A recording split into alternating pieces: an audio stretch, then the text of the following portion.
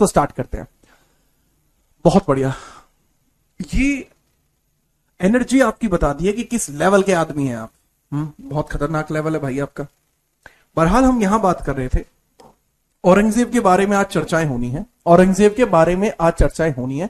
तो हेडिंग डाल लीजिए जी, ठीक है, चलिए हेडिंग डाल लीजिए। Okay, now we are going to start with the heading. Heading है आज की जहांगीर, हेडिंग है आज की औरंगजेब। औरंगजेब, औरंगजेब के बारे में चर्चाएं होने जा रही हैं। औरंगजेब,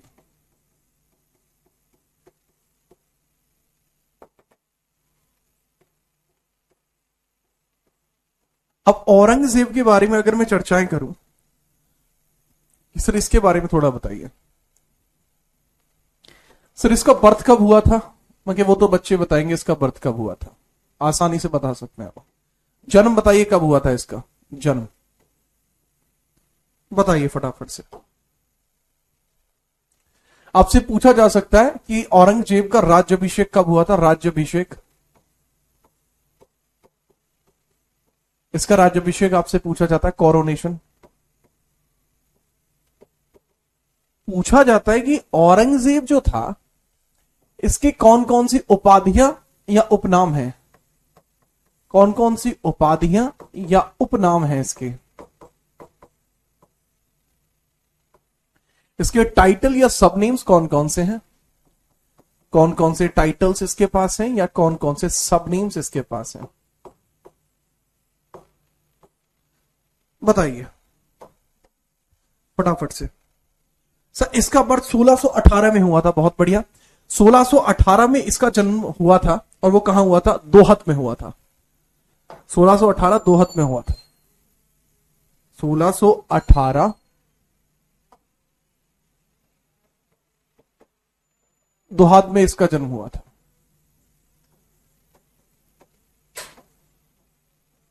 दोहत में इसका जन्म आपको देखने को मिल जाएगा, ठीक है, याद रखिएगा। इसका राज्याभिषेक कब हुआ था? सर इसका राज्याभिषेक दो स्थानों पर हुआ था, एक में हुआ था 1658 में और एक हुआ था 1659 में। 58 वाला आगरे में और 59 वाला दिल्ली में हुआ था। ठीक है सर जी। इसके अलावा सर इसकी उपाधियां या उपनाम, इसकी उपाधियां या उपनाम, इनके बारे में दो चीजें पूछी जाती हैं। जैसे इसको जिंदा पीर बोलते थे, इसको जिंदा पीर बोलते थे, या बहुत सारे लोग इसको जिंदा पीर के साथ साथ एक नाम और भी देते थे कि जिंदा पीर कुछ बोलते थे। कुछ लोग इसको आलमगीर भी बोलते थे, आलमगीर भी बोलते थे, आलमगीर भी बोलते थे। ठीक है, तो दैट इज जिंदा पीर, जिंदा पीर, दैट इज आलमगीर। तो ये आपको पर्सन देखने को मिलता है। क्लियर बात है जी? हां, पूरा नाम मोइनुद्दीन मोहम्मद औरंगजेब था, पूरा नाम मोइनुद्दीन मोहम्मद औरंगजेब, अगर याद रखना चाहते हैं दैट वाज मोइनुद्दीन मोहम्मद औरंगजेब। ठीक है, चलिए। ये जो भी शासन करता था तो उसको पूरी की पूरा शरीयत के अकॉर्डिंग करता था। ठीक है, शरीयत के अकॉर्डिंग करता था, कुरान के अकॉर्डिंग शासन इसने किया है। इसको शाही दरवेश भी बोला जाता है, शाही दरवेश। इसको एक नाम और दिया जाता है, शाही दरवेश। दरवेश का मतलब क्या होता है? बैगर। शाही दरवेश का मतलब होता है रॉयल बैगर, रॉयल बैगर। अपने आप को ये शाही भिखारी भी कहता था, अपने आप को ये शाही भिखारी भी कहता था, याद रखना। ठीक है, चलिए। अब पूछा जाता है सर इसके शासन की स्टाइल क्या थी, इसके एडमिनिस्ट्रेटिव स्टाइल क्या थी, ये पूछा जाएगा आपसे। तो आप बताएंगे कि एडमिनिस्ट्रेटिव स्टाइल इसकी किस नाम से थी। देखो, इस्लामी परंपरा के अकॉर्डिंग ये अपना एडमिनिस्ट्रेशन करता था और एक वर्ग को ये बहुत ज्यादा माना करता था, उलेमा वर्ग को। उलेमा वर्ग इसका जो प्रशासनिक शैली है, प्रशासनिक शैली, इसको बोलते हैं एडमिनिस्ट्रेटिव स्टाइल, एडमिनिस्ट्रेटिव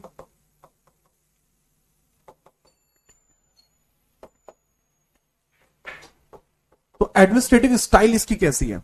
तो सर वो क्या है, इस्लामी परंपरा है, इस्लामी परंपरा है,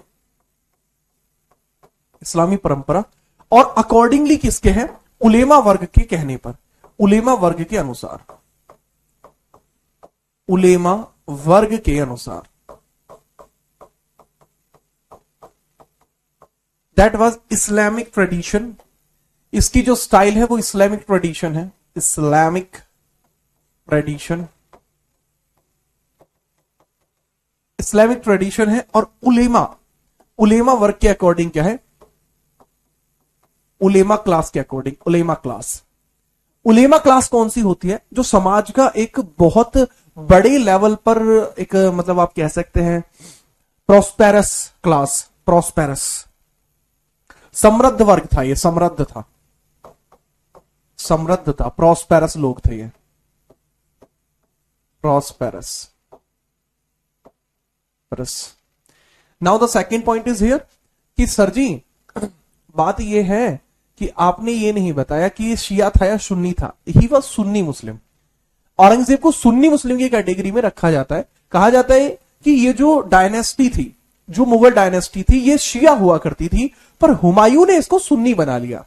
ठीक है, हामिदा बानो से विवाह करने के लिए उसने अपना कन्वर्जन किया था, ऐसा कहा जाता है। एक बच्चा कार्यकाल पूछ रहा है, लो भैया कार्यकाल मैंने शायद नहीं लिखा है, कार्यकाल लिख लो। इसका कार्यकाल क्या है भाई? इसका कार्यकाल अर्थात टेन्योर आपको कितना देखने को मिलता है? सर गद्दी पर बैठता 58 में और 1707 तक रहेगा, जब तक मृत्यु नहीं हो जाती है। अगर हम बात करें मुगलों में सबसे अधिक टेन्योर किसका रहा है? इसी का रहा है। मुगलों में सबसे अधिक टेन्योर इसी का रहा है, थोड़ा याद रखना। कोई समस्या नहीं सर, कोई समस्या यहां पर नहीं है, और ये चीज आप बढ़िया प्रकार से समझ पाए होंगे। ठीक है, फटाफट बताइए। अब इसका एक विवाह होता है, देखो विवाह तो जरूरी है, आप भी जानते हो। उलेमा वर्ग प्रॉस्पेरस वर्ग होता है, समाज के आप कह सकते हैं कि रिच पीपल्स इससे बिलोंग करते हैं। इसकी माता का नाम क्या था जिसके लिए ताजमहल बनाया गया? मुमताज इसकी मम्मी है। अच्छा मुझे अब ये बताइए इसका विवाह कब हुआ था? इसका विवाह बताते हैं, औरंगजेब के विवाह की बात करते हैं। देखो विवाह के बारे में आप भी जानते हैं, विवाह का सीजन चल रहा है। आप में से तो किसी का विवाह नहीं है भाई? करा लो ब्याह, मान जाओ। ठीक है, चलो आप मुझे ये बताइए कि जैसे इसका विवाह है तो वो कब हुआ था? ईयर मुझे बताओ। इसका विवाह, मैरिज कब हुई थी, किससे हुई थी? मैं बता देता हूं। इसकी शादी होती है दिलरास बानो बेगम से, दिलरास बानो बेगम से विवाह होता, दिलरास बानो बेगम से, दिलरास बानो बेगम से किससे होता है? दिलरास बानो बेगम से इसका विवाह होता है। ठीक है सर, दिलरास बानो ईरान की रहने वाली है, ईरान की रहने वाली है जी,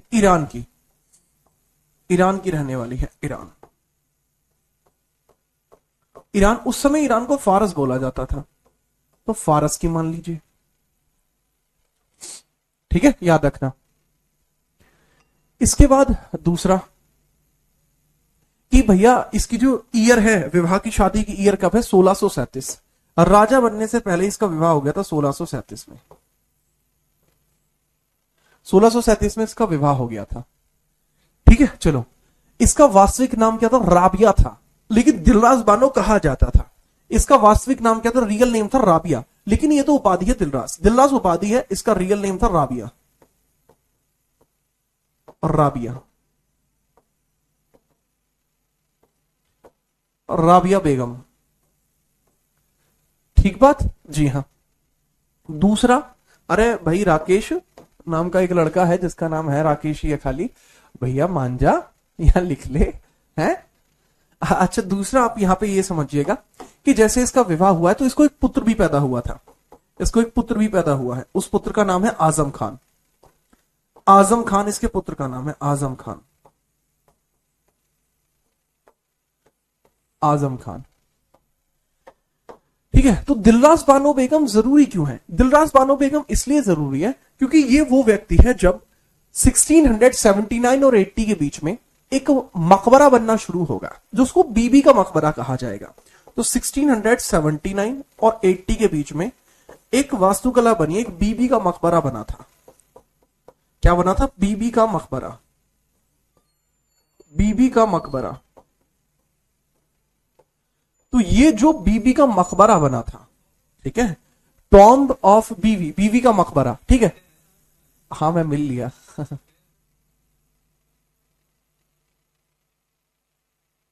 ठीक है, तो बीवी का जो मकबरा है जी, बीवी का मकबरा, बीबी का मकबरा, ये आपको औरंगाबाद में देखने को मिलता है, ठीक है, औरंगाबाद में देखने को मिलता है, औरंगाबाद महाराष्ट्र, औरंगाबाद महाराष्ट्र में देखने को मिलता है, एमएच यानी महाराष्ट्र। इसको ताजमहल की घटिया नकल या ग्रे ताजमहल बोलते हैं। इसको ताजमहल की घटिया नकल या ग्रे ताजमहल बोलते हैं। इसको ताजमहल की नकल बोलते हैं, ताजमहल की घटिया नकल, ताजमहल की कॉपी लिख देता हूं मैं, या इसको ग्रे ताजमहल भी बोलते हैं, या इसको ग्रे ताजमहल भी बोलते हैं, ग्रे ताजमहल या ग्रे ताजमहल भी इसको बोला जाता है। ठीक है, बात याद रखेंगे जी हाँ। अब औरंगाबाद का नया नाम संभाजी नगर है, ये भी याद रखना। अब औरंगाबाद का नया नाम संभाजी नगर है। औरंगाबाद का नया नाम क्या है? संभाजी नगर है। ठीक है, बीबी का मकबरा का निर्माण किसने कराया? इसका निर्माण किसने कराया? कंस्ट्रक्शन किसने कराया? निर्माण, कंस्ट्रक्शन किसने कराया है? अगर कंस्ट्रक्शन रिलेटेड क्वेश्चन आपसे पूछा जाए तो आप एक बात का जवाब देंगे, शुरू कराया था औरंगजेब ने और कंप्लीट कराया आजम खान ने। शुरू किसने कराया? शुरू सर, शुरू कराया औरंग ने, औरंगजेब ने। पूर्ण किसने कराया? इसको पूर्ण किसने कराया? सर जी, पूर्ण जो कराया गया है वो कराया गया किसके द्वारा? आजम खान के द्वारा। भाई ये सवाल पेपर में बन चुका है आजम खान वाला, प्लीज इसको याद रखेंगे और गलती नहीं करेंगे। फटाफट नोट करो, तुरंत आगे बढ़ते हैं हम, फटाफट नोट करो।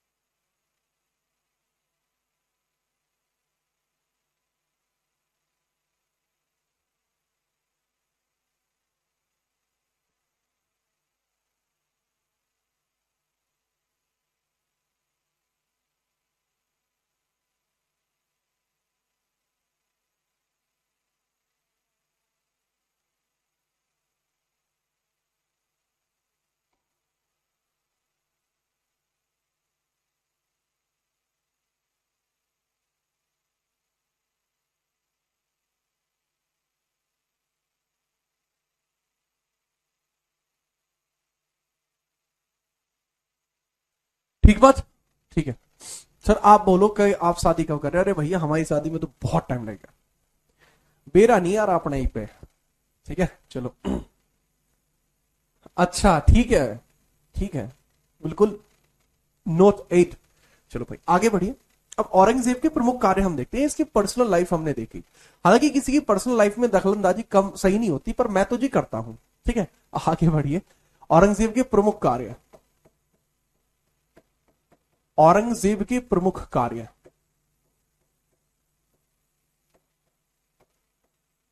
प्रमुख कार्य, important work of Aurangzeb, important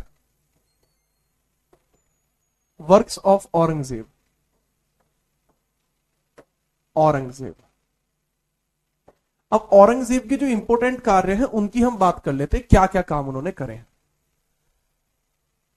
जैसे यहां पर आप समझेंगे, सबसे पहले 62, 1662, ये ईयर लिख लीजिए, 1662, 1663, 64 और 79, 79, 79 जानते हो? 79 चिल्ड्रन है आप, है बढ़िया। अब जैसे 1662 आप यहां देखेंगे, 1662 में इसके द्वारा क्या किया गया है, दास प्रथा पर रोक लगाई है। दास, सती और तीर्थ, ऐसे याद रख सकते हो, दास, सती और तीर्थ और जजिया, इस तरीके से याद रखने का तरीका है जी। ये पैटर्न है, इस पैटर्न को फॉलो कर सकते हो, ठीक है। अब जैसे पैटर्न क्या है, जैसे दास प्रथा पर रोक लगाई, दास प्रथा पर रोक लगाई, ठीक है। दास प्रथा, स्लेव सिस्टम। सर ये रोक तो जी अकबर ने भी लगाई थी। हाँ भैया, अकबर ने भी लगाई है, इसने भी लगाई है, दोनों का नाम पूछा जाता है, दोनों का नाम बताना होता है।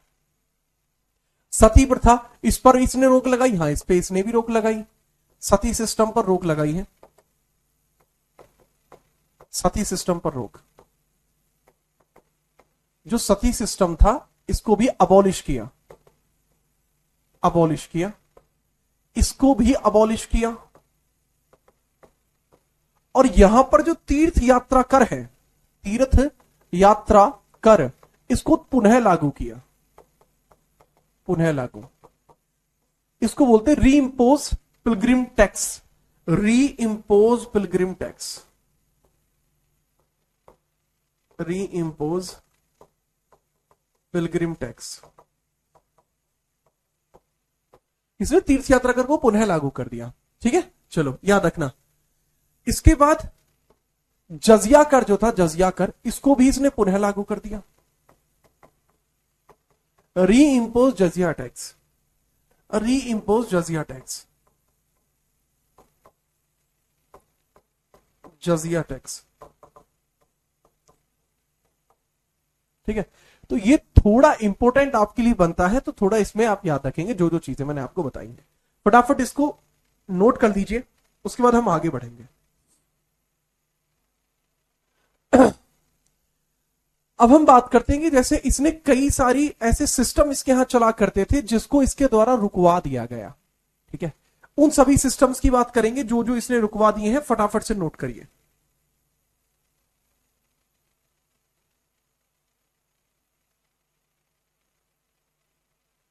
ठीक है, चलो। जैसे एक चीज चला करती थी कि जी यहां पर झरोखा दर्शन चलता था, वो इसने बंद करा दिया। तुलादान चला करता था, वो भी इसने बंद करा दिया, याद रखना। तो इसने कुछ प्रथाओं का अंत किया, कुछ प्रथाओं का अंत किया, कुछ प्रथाओं का अंत किया। abolished some systems, some traditions,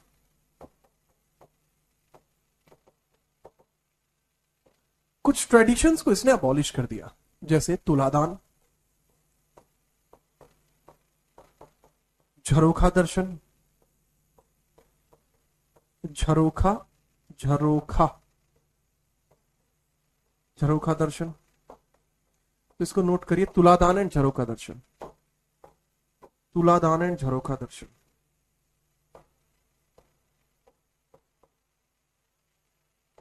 झरोखा दर्शन,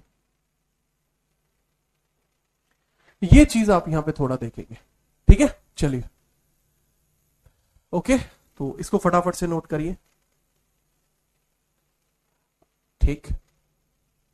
जैसे आप नोट कर देंगे हम तुरंत आगे बढ़ेंगे और बात करेंगे औरंगजेब के लिए कुछ चुनौतियां थी, कुछ नॉर्थ इंडिया में थी, कुछ साउथ इंडिया में थी। उन दोनों को हम समझेंगे, क्या क्या चुनौतियां इसको जीवन में झेलनी पड़ी। अगर आप मुझसे इन पर्सन पूछना चाहोगे क्या औरंगजेब एक अच्छा आदमी था या नहीं था, भाई मेरा पर्सपेक्टिव ये होगा कि भारत के निर्माण में औरंगजेब ने विध्वंस के अलावा कुछ नहीं किया। मेरे पर्सपेक्टिव में वो इतना अच्छा आदमी नहीं था, ठीक है। तो इसको नोट करिए। इसके पीछे का भी रीजन है कि उसमें देखो एक चीज होती है कि मैं आपको दो तरीके बताऊं, वो आदमी अच्छा है, ये अच्छी बात है, वो आदमी उससे ज्यादा अच्छा है, ये गलत है। आप कंपैरिजन मत करिए। कोई अपना काम कर रहा है, करने दीजिए। आप दूसरे को गलत ठहरा के एक को सही नहीं करेंगे, तो जो दूसरों को गलत ठहरा के एक को सही करता है वो गलत है, ठीक है, याद रखिए फटाफट।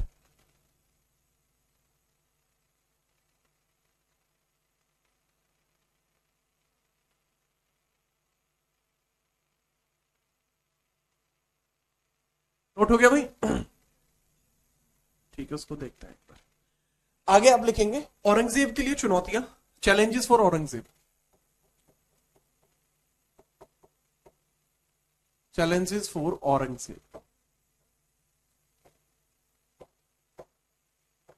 चैलेंजेस फॉर औरंगजेब, औरंगजेब के लिए चुनौतियां।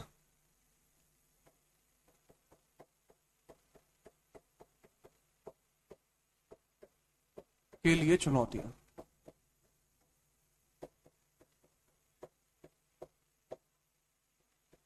तो जो इसके लिए चुनौतियां थी वो दोनों लेवल्स पर थी, साउथ इंडिया में भी थी और नॉर्थ इंडिया में थी। लेकिन साउथ इंडिया में इसके लिए चुनौतियां ज्यादा थी। पहले मैं साउथ इंडिया की ही बात करूंगा, दक्षिण भारत की बात करूंगा, दक्षिण भारत की ही बात करूंगा। तो दक्षिण भारत में औरंगजेब के लिए सबसे बड़ी चुनौती थे शिवाजी। शिवाजी थे। तो यहां आपको शिवाजी देखने को मिलते हैं, यहां राइज ऑफ शिवाजी और राइज ऑफ शिवाजी। शिवाजी, शिवाजी, छत्रपति शिवाजी महाराज। तो शिवाजी महाराज इसके लिए एक बड़ा चैलेंज है, रीजन मैं बता देता हूं। अच्छा, मैं आपको एक चीज पहले ही बता दूं कि शिवाजी महाराज जो हैं ये मराठा डायनेस्टी से बिलोंग करते हैं, और मराठास को हम मॉडर्न हिस्ट्री में पढ़ते हैं। वो कौन है जी? ये मराठा है, मराठा, मराठा। तो मराठा चैप्टर जो होगा वो मॉडर्न हिस्ट्री में आएगा। मराठा चैप्टर जो होगा वो हम मॉडर्न हिस्ट्री में पढ़ेंगे, ये हम मॉडर्न हिस्ट्री में पढ़ेंगे, निश्चिंत रहना। यहां मैं केवल इतना बताऊंगा जितना जरूरी है, ठीक है? औरंगजेब का क्या कुछ पर्सपेक्टिव आता है उसके बारे में थोड़ा सा बताऊंगा, ठीक है? तो यहां शिवाजी के बारे में हम पहला पॉइंटर लिखते हैं। शिवाजी, शिवाजी महाराज के द्वारा 1664 में सूरत की लूट की गई। सूरत की लूट। तो लूट ऑफ सूरत शिवाजी के द्वारा की जाती है कब? 1664 में।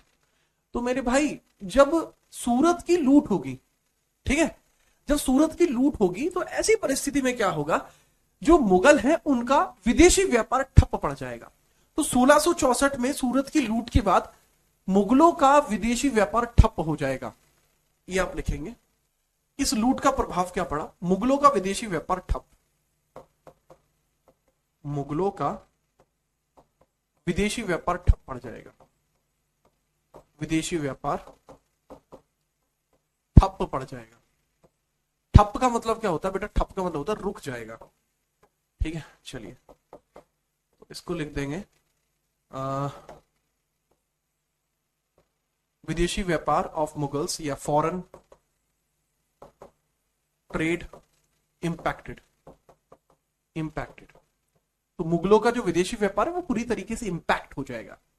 अब ऐसी परिस्थिति में औरंगजेब नहीं चाहेगा कि उसका विदेशी व्यापार ठप पड़े, तो औरंगजेब उस चीज को आगे बढ़ाना चाहेगा। औरंगजेब चाहेगा कि उस चीज को बड़े स्तर पर बढ़ाया जाए, ठीक है?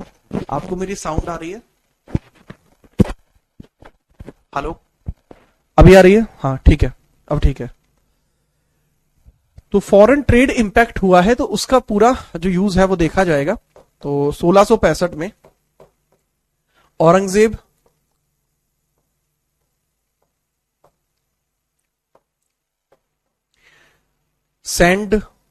Aurangzeb send Shaista Khan plus Jaisingh. औरंगजेब ने शाइस्ता खान और जयसिंह को अटैक करने के लिए भेजा। तो यहां आपको 1665 में एक बैटल देखने को मिलेगा, जिसमें एक तरफ है शाइस्ता खान प्लस जयसिंह और अगेंस्ट में है शिवाजी। एक तरफ कौन है? शाइस्ता प्लस जयसिंह, और इनका सामना करने के लिए ये जयसिंह फर्स्ट है, सामना करने के लिए कौन है जी? शिवाजी। सामना करने के लिए शिवाजी हैं।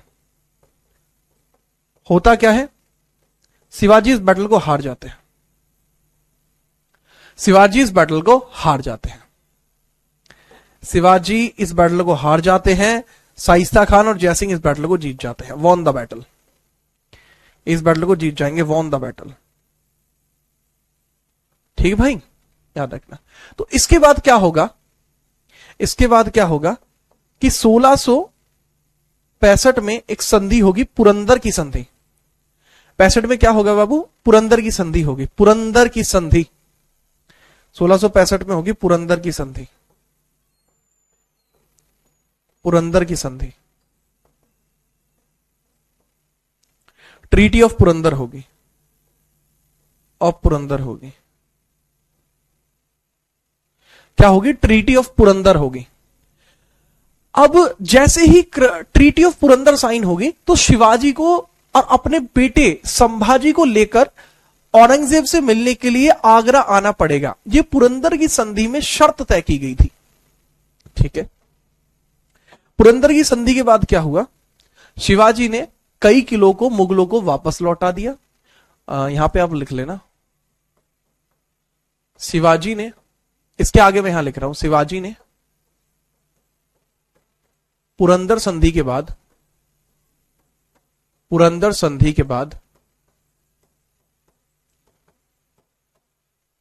23 किलो को मुगलों को लौटा दिया, 23 किले मुगलों को लौटा दिए, मुगलों को लौटाए। ठीक है, और 1665 और 66 के मध्य वो मिलने के लिए आएंगे, किससे, औरंगजेब से मिलने के लिए, औरंगजेब से मिलने, औरंगजेब से मिलने आगरा आए।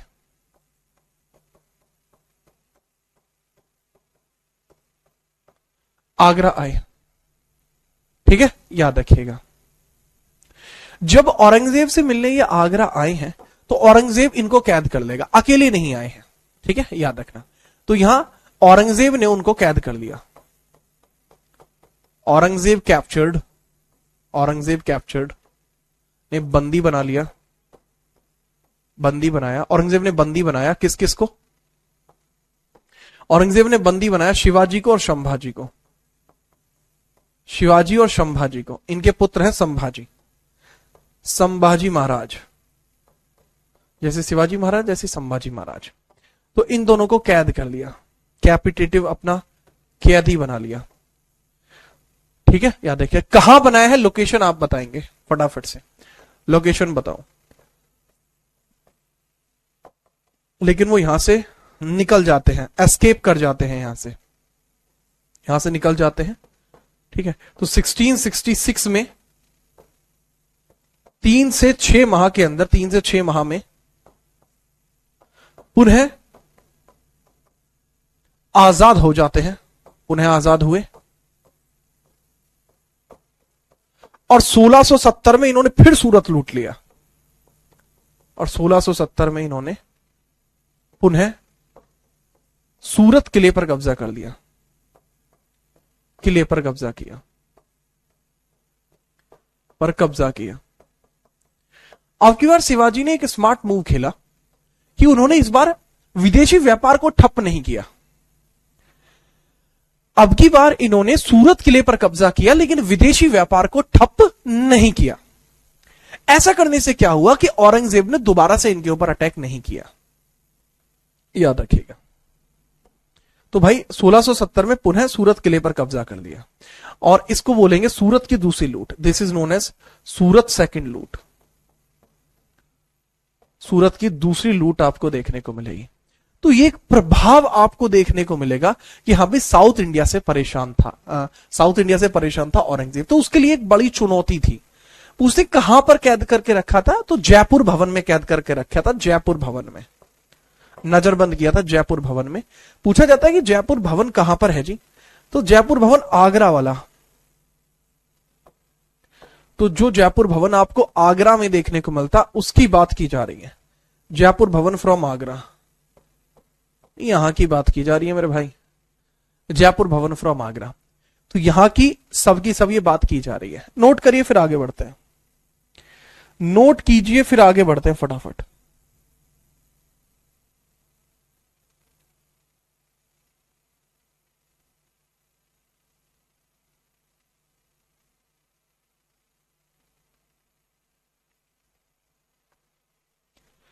ठीक है।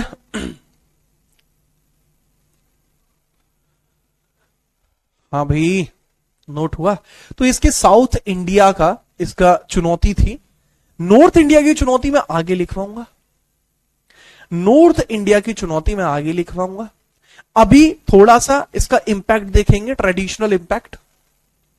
संधि क्या होती है? संधि ट्रीटी होती है बेटा, मतलब युद्ध को रोक दिया जाएगा और उसमें कुछ निर्णय निकाल लेंगे। तो जयसिंह टू कौन था यार? जयसिंह टू सही आदमी था, मैं जयसिंह टू को गलत बोलूं, ठीक आदमी था, इतना भी बेकार नहीं था। जयसिंह टू बढ़िया आदमी था। जो जयपुर शहर है ना, तो 1727-28 के बीच में जो जयपुर शहर है वो जयसिंह टू ने बनाया था। ठीक है। जयसिंह वन कौन था? ये मानसिंह की फैमिली याद है आपको? मानसिंह की फैमिली जो थी, अकबर के जो सेनापति हुआ करते थे, मानसिंह की फैमिली, मानसिंह की फैमिली में से ही जयसिंह जी थे। ये कछवाहा डायनेस्टी के थे, कछवाहा डायनेस्टी। ठीक है, चलिए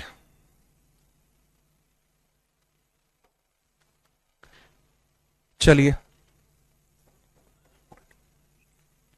इसके बाद हम आगे बढ़ते हैं। इसके बाद हम देखते हैं जी 1668 में, 1668 में औरंगजेब ने सभी त्योहारों पर रोक लगा दी। औरंगजेब ने सभी त्योहारों पर रोक लगा दी। सभी त्योहारों पर रोक लगा दी, पर रोक लगा दी। सभी त्योहारों पर रोक लगा दी। तो सभी त्योहारों पर रोक लगाना क्यों जरूरी था? कोई मुझे बताएगा ऐसा क्यों किया उसने? उसके पीछे उसकी क्या अंडरस्टैंडिंग, क्या मेंटेलिटी रही कि उसने सब पे रोक लगा दी? कोई मुझे जवाब देने की कोशिश करे कृपया करके, कि उसने ऐसा क्यों किया होगा। ठीक है, सभी त्योहारों पर रोक लगा दी उसने। सर जयपुर को पिंक सिटी क्यों कहते हैं? यार जयपुर पिंक सिटी 1911 में बना था। जब जॉर्ज पंचम और क्वीन मैरी जयपुर को देखने के लिए आए, तो जयपुर के जो उस समय संरक्षक थे, उन्होंने जयपुर को पिंक कलर से डेकोरेट करा दिया, मेजरली पिंक कलर से। तो क्वीन मैरी ने कहा wow what a great pink city.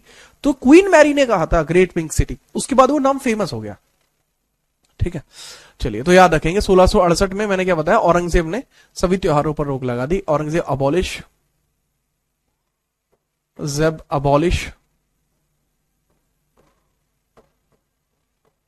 Festivals, Aurangzeb all festivals.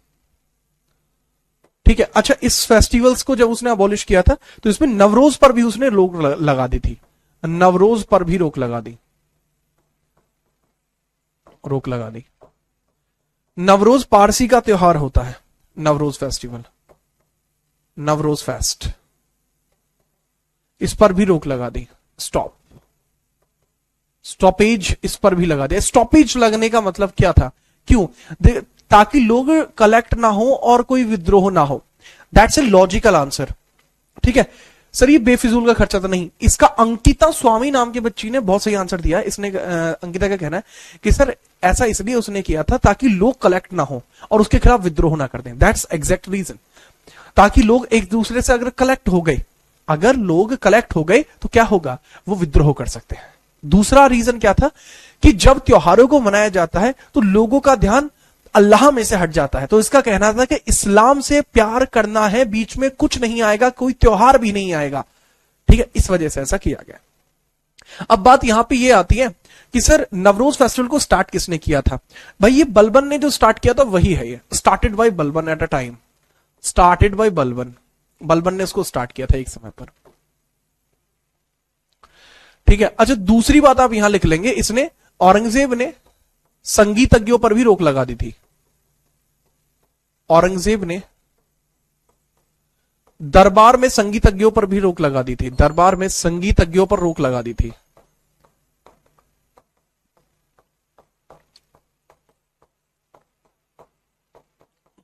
लगा दी थी।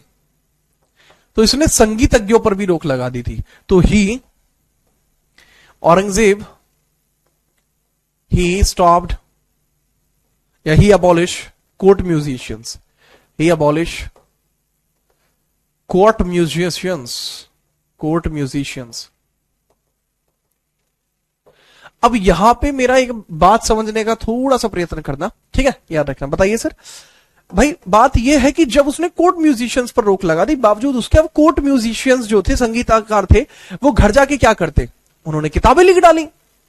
अब इसी से आप याद रखेंगे कि सर्वाधिक संगीत की पुस्तकें कब लिखी गई, सर्वाधिक संगीत की पुस्तकें कब लिखी गई,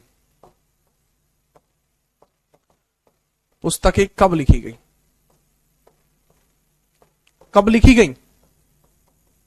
औरंगजेब के समय में, औरंगजेब के समय में, समझ गए? औरंगजेब के समय में। While the tenure of Aurangzeb, while the tenure of Aurangzeb, जब औरंगजेब का टेन्योर चल रहा था, ये तब की बातें हैं। तो ऐसा तब हुआ, कृपया करके उसको भी नोट करिए फटाफट।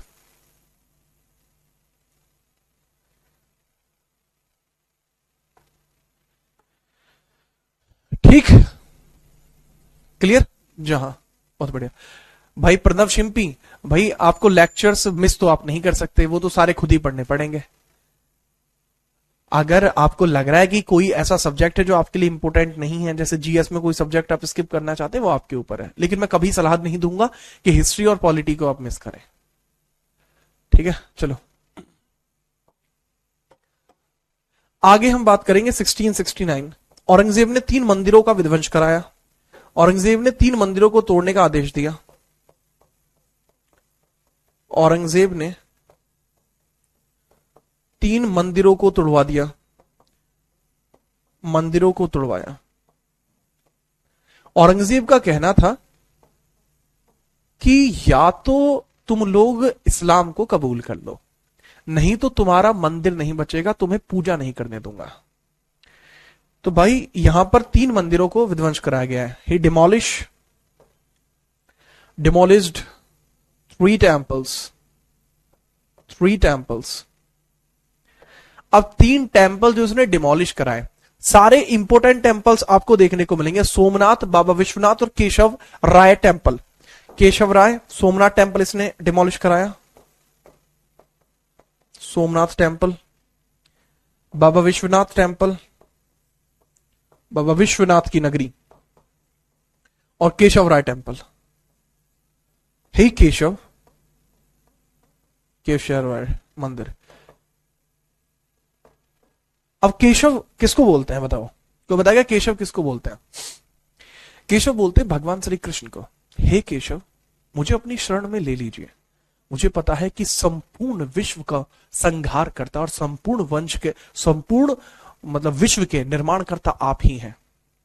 ठीक है, तो केशव भगवान श्री कृष्ण को बोलते हैं। Somnath temple that is in Gujarat, वो गुजरात में है। बाबा विश्वनाथ ये वाराणसी उत्तर प्रदेश में है। एंड ये आपको मथुरा में देखने को मिलेगा, मथुरा में देखने को मिलेगा। ठीक है, याद रखना। चलो ठीक है, फटाफट नोट करिए, फिर आगे बढ़ते हैं।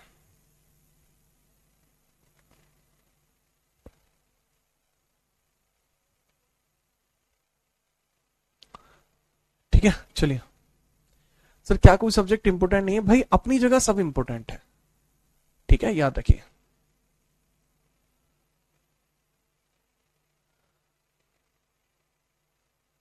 द्रग हो तो दृश्य कांड देख, मुख में सारा ब्रह्मांड देख। नोट हो गया? हाँ, नारायण, बिल्कुल।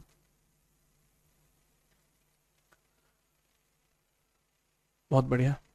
जिस दिन आपका जो ये सब्जेक्ट कंप्लीट करूंगा, उस दिन मैं आपको वो पूरा श्लोक सुनाऊंगा, पूरी पंक्ति सुनाऊंगा, जिसमें भगवान श्री कृष्ण की तारीफें की गई हैं, जिसमें बताया गया कि आखिरकार गीता में उन्होंने अपना क्या स्वरूप दिखाया था। ठीक है, अब हम देखते हैं उत्तर भारत में इसका विस्तार को किसने रोका। तो इसमें मुगल था सिखों के मध्य विद्रोह, सिखों के मध्य विद्रोह, मध्य विद्रोह। ठीक है, conflict between Sikhs and Muslims. ठीक है, अब सारी बात करते हैं हम। सबसे पहले इंपोर्टेंट 1674 से, 1674 से, 1674 और 75 से औरंगजेब का कश्मीर अभियान था। औरंगजेब का कश्मीर अभियान था। औरंगजेब का कश्मीर अभियान था। तो जब इसने अपना कश्मीर एक्सपीडिशन स्टार्ट किया, ये खुद नहीं गया था भाई वहां पे, अपने मंत्री भेजे थे। मैं आई रिपीट माई वर्ड्स, यह वहां पर खुद नहीं गया था, इसने अपने मंत्री भेजे थे। तो जब ये कश्मीर एक्सपीडिशन पर इसके मंत्री जाते हैं, तो यहां कश्मीर में हिंदुओं को इस्लाम कबूल करने पर जोर दिया जा रहा था, कबूलवाया जा रहा था, जिसका विरोध तेग बहादुर जी ने किया।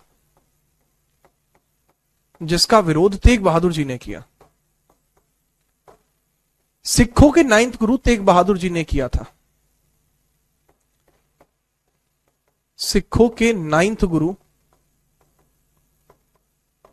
तेग बहादुर जी ने जिसका विरोध किया, तेग बहादुर जी ने विरोध किया,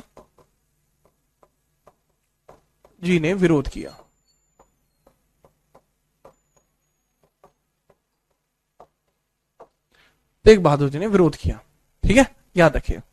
अब इस चीज को आप लिखेंगे, ठीक है।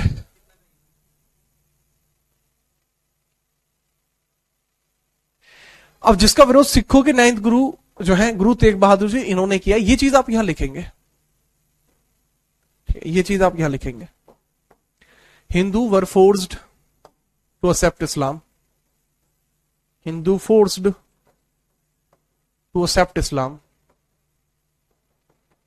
इस्लाम, but Tegh Bahadur ji oppose them,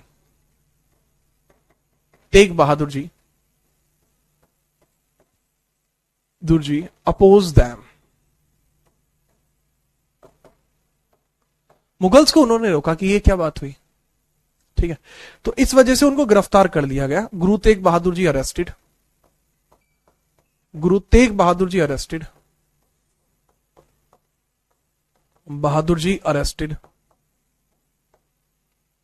गिरफ्तार किए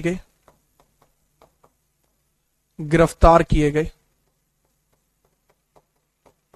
तो ही बिकेम अरेस्टेड, अरेस्ट किया गया उनको, और फिर 1675 में उनको फांसी दे दी गई। 1675 में उनको बिहेडेड कर दिया गया। में गुरु तेग बहादुर जी की औरंगजेब आदेश पर हत्या, औरंगजेब आदेश पर दिल्ली में हत्या कर दी गई। हत्या, सर कलम कर दिया गया था उनका सर कलम कर दिया गया था। बिहेडेड का मतलब होता है सर कलम करना। तो जहां उनका शीश गिरा, जब हत्या करी तो उनकी गर्दन कटी, जहां गर्दन गिरी उस जगह को आज की डेट में शीशगंज गुरुद्वारा कहते हैं। ठीक है, तो जो बच्चे मुखर्जी नगर आते हैं, मुखर्जी नगर आपने सुना है सबने, है ना? तो मुखर्जी नगर का जो मेट्रो स्टेशन है उसका नाम है जीटीबी मेट्रो स्टेशन। वहां जीटीबी का मतलब है गुरु तेग बहादुर मेट्रो स्टेशन। तो उनको कमेमोरेट करने के लिए आप एक मेट्रो स्टेशन देखेंगे। आप कभी लाल किले पर आएंगे तो लाल किले के सामने एक शीशगंज गुरुद्वारा है। तो वो किसके लिए कमेमोरेट करता है, वो किसकी याद में? तो गुरु तेग बहादुर जी की याद में। याद रखिएगा। तो यानी कि हत्या कर दी गई। यहां आज की डेट में, यहां इस स्थान पर वर्तमान में शीशगंज गुरुद्वारा है, शीशगंज गुरुद्वारा है, शीशगंज गुरुद्वारा है। ठीक है बेटा, चलिए आज की क्लास यहीं तक रहेगी। उम्मीद करता हूं आप सभी बिल्कुल एकदम बढ़िया होंगे, अच्छे तरीके से आप पढ़ रहे होंगे, और बाकी इसके आगे की कहानी हम कल शुरू करेंगे। और अच्छे से पढ़ा करो भाई, ठीक है? नोट्स वगैरह आपके कल डल जाएंगे। ठीक है, अब कल मिलते हैं। अच्छे से सावधान रहिए, सुरक्षित रहिए और पढ़ते रहिए। जीवन में बहुत बेहतर आपको करना है।